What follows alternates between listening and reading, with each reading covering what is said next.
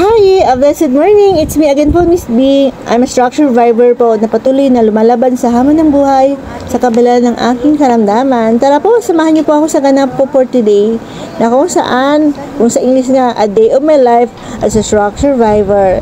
Yan, so tara po, umpisahan na po natin na kung saan after ko po mag-walking and jogging sa tapat ng bahay po namin, is diretso na po ako dito sa aming talipapa para bumili ng aking food. Ayan, food for lunch and snacks po sa buong maghapon. So, dahil nga medyo yung budget ko magkano ba yung budget ko nung time na yan? Nasa 100 pesos po yung budget ko. Yan, yung 100 pesos po, ayan, so bumili na ako ng una, yung mani na isa sa mga favorite ko ng snack, instead ng tinapay at saka chichirya. So, yung kilo po nito ay nasa 80 pesos. So, dahil nga, naka-budget tayo, ayan, so kumuha lang ako ng ilang sandok ba yung kinuha ko, dalawa lang ba yun? So, pinakilo ko, pinatimbang ko, so nakakalaga po siya ng 33 pesos lang. Ayan, so dahil nga sa 100 yung budget natin, so meron pa akong sukli, and after nyan, ayan, so bibili din po ako ng gulay na lulutuin ko for lunch. So, yung napili kong gulay po dyan is pakbet na mga sari-saring gulay na which is po, talaga pong napaka-healthy naman sa atin, di ba? As we are structure survivor. So, syempre po, shout out po sa may-ari ng tindahan na to, na si Kuya. Ayan, na kung saan inaamoy-amoy pa niya yung pakakabukas lang niya na manggang paninda nila na sobrang, totoo lang po talaga, nag-crave ako ng mangga. Dahil nga, naka-budget friendly tayo. Susunod na lang tayo bibili niyan. Kahit minsan, kaka-edit po tayo ng ibang prutas. Dahil nga, pero ngayon, no choice tayo. Kailangan tayong naka-budget. Tapos, after nyan, so, meron pa ako din ulit nakalimutan na bilhin at nakita ko ulit. So, dahil nga, yung pakbet is 30 pesos. So, nagkaroon ako ng bali 63 pesos. At dahil nga, ayan, naka-budget tayo. Ayan, so kukuha lang ako ng 2 pirasong saging. Nasa bag. Yan, ang halaga ng isang piraso ay 6 pesos. O, diba? So, 63 plus 12, ilan na?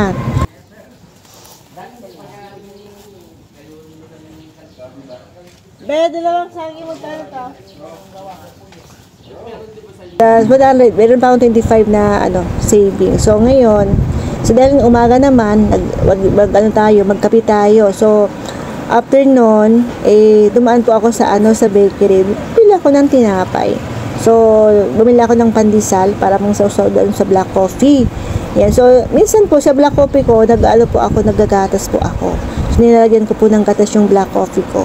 So, yan, healthy pa rin kasi gatas yun instead of 3-in-1 yung kape natin. So, dahil nga yung 3-in-1 ay talagang unhealthy.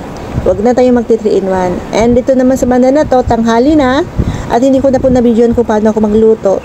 Ayan na. Tara po, kain po tayo ng ayan, yung pakbet na kung saan ay nilagyan ko lang po yan ng tubig at mga ricado. Tapos, konting patak lang ng bagoong isda. Para konting lasa lang. Na magkalasa lang. So, safe naman po at hindi maalat. And, ayan. Kain na po tayo. Enjoy lang po natin yung buhay natin kahit na medyo kapos tayo sa budget. At ito naman yung time na nagluto na po ako ng mani. Yan, ito na po yung time na magmimerenda ng mani sa hapon, alas 3:30. And yung isang saging na lang po yung nilaga ko kasi nag-crave po ako sa nilagang saging.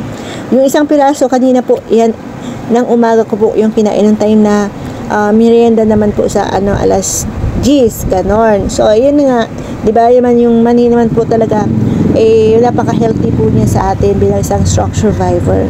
Kaya, maganda po yun sa brain natin, yung mga nuts.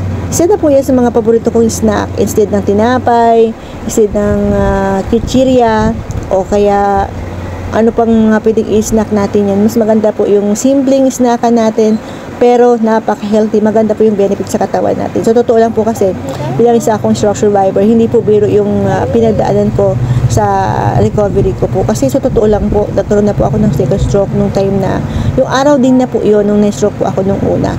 So, talagang na pong napakataas ng BP ko, at saka, nagkaroon na rin ako ng fatty liver, tapos malataas din yung cholesterol ko. Kaya ngayon na habang ako nagre-recover pa, talagang I'm doing my best as I can para sa recovery ko. Kung ano yung pinagpipray ko kay God na about sa recovery ko, tinutulungan ko si God para yung pinagpipray ko, mag-grant niya kaagad.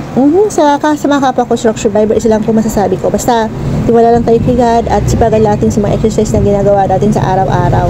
Basta saan ba darating ang right time na uusad po tayo, makakaalis po tayo kung saan, kung ano man po yung pagsubok na pinagdadaanan natin. Pero sa totoo lang po, so much thankful ako kay Lord na kung ito man yung pagsubok na naibigay niya sa akin, dahil naman talaga sa totoo lang, dahil lang naman itong nangyari sa atin to, dahil sa kagagawa natin nung time na normal pa. Hindi natin nilagaan, hindi natin ingatan yung healthy natin, yung katawan natin, kaya sinapit natin yung ganitong sakit. So, dahil nga, ayun na, stroke survivor na ako, talaga na pong totoo lang, natuto na ako sa buhay. So, unahin natin yung health natin para sa ikagaling ng ating sarili. So, anyway po, don't forget to like and share ng aking mga video reels para makatulong po sa atin, sa mga kapwa nating stroke survivor, and syempre po para matulungan din po ninyo ako na maraming views at para tayo ay sumunod na dito sa aking Facebook page at syempre po yan, so isa sa mga advocacy ko po bilang isang stroke survivor na nagbablog, na makatulong tayo sa mga kapwa nating stroke survivor na talagang needy, na bilang isang ng financial aspect po. Okay? So anyway, thank you for watching. See you next vlog. Bye!